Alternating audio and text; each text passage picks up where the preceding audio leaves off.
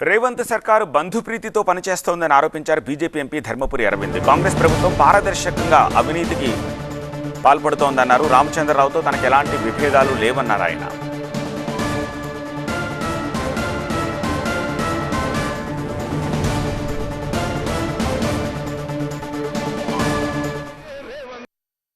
నేను ఎత్తుకపోయి జైల్లో పడేసిరా 2 సార్లు. ఏవా లోపట వీళ్ళని 2 ఏళ్ళు టైంపాస్ చేసి సిబిఐకి అప్పచెప్పినాం. 2 ఏళ్ళు ఏం చేసినావు? అవినీతి, బంధుప్రీతి, అసమర్థత, చేతగానితనం కలగలిసిన పని చేయని పనికిరాని పనికిమాలిన ప్రభుత్వం రేవంత్ ప్రభుత్వం. ఏం లేదు, ఏం డిఫరెన్స్ లేవు.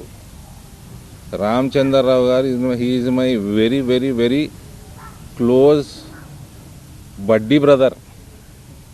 Is my friend and is like my elder brother. ఒకసారి రామచంద్రరావు గారు కంప్లైంట్లు ఇయ్యకుండ్రి అని అన్న, ఇయ్యకుండ్రి అనే బదులు ఇయ్యకుండ్రి అన్న.